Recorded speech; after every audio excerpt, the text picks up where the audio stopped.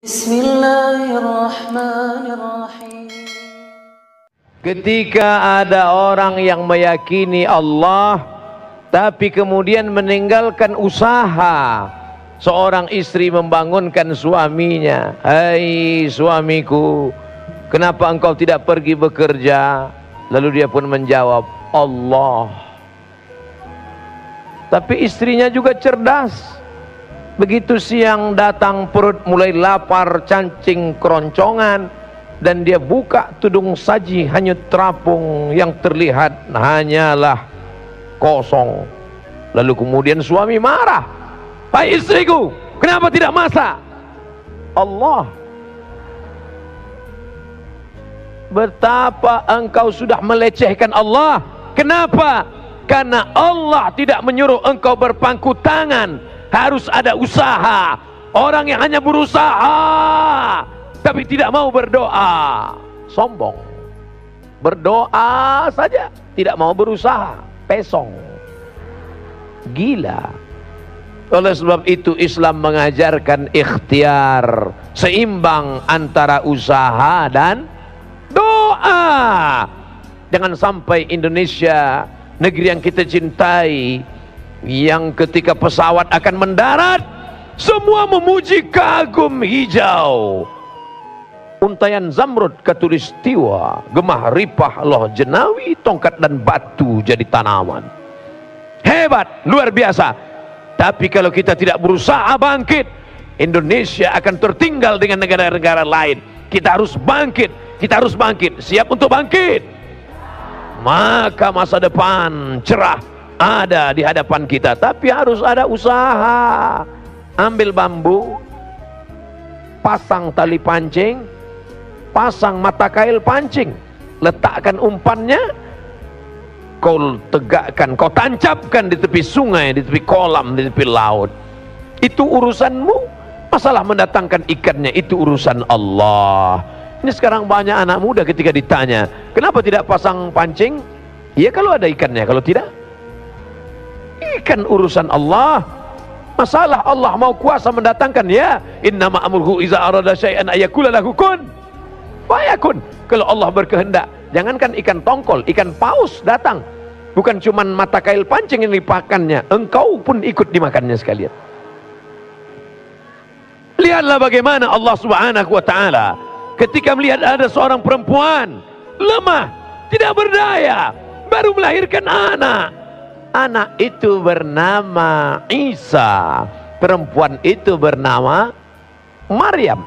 Satu surat khusus untuk Maryam, surah Maryam. Setelah Al-Kahfi, Maryam baru melahirkan anak.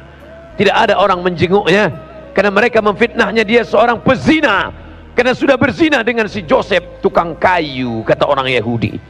Tapi Allah mensucikan namanya. Bersandar dia sebatang pohon korma. Apa kata Allah? Wa ghuzzi ilaiki bi jiz'in nakhlati. Hai Maryam yang baru melahirkan anak, yang dalam keadaan lemah, goncangkan pangkal batang korma di belakangmu dengan pundakmu. Teganya sampai hatinya perempuan yang baru melahirkan anak. Melahirkan anak itu bukan senang, meregang nyawa. Ada sebagian orang melecehkan, katanya melahirkan anak seperti buang ingus saja. Lahir. Nanti kalau ku ceritakan bagaimana sakitnya melahirkan anak, pasti kalian tidak percaya. Macam tahu aja Ustaz itu. Sakit, lemah. Tapi apa kata Allah? Goncangkan pangkal batang korma yang ada di belakangmu. Tusaqit alaiki rutaban janiyya. Akan gugur buah korma. Kalau di Langsa tidak ada pohon korma, cari saja pohon sawit. Sawit dan korma masih sepupu, dua pupu. Pulang dari sini, dekati pohon sawit, 5 laki-laki yang gagah perkasa, tolong kau goncang. Kira-kira berondolnya jatuh atau tidak? Tidak. Kenapa Allah memerintahkan Maryam untuk menggoncangkan batang pohon korma? Allah ingin mengajarkan ada usaha. Usaha. Apa yang terjadi?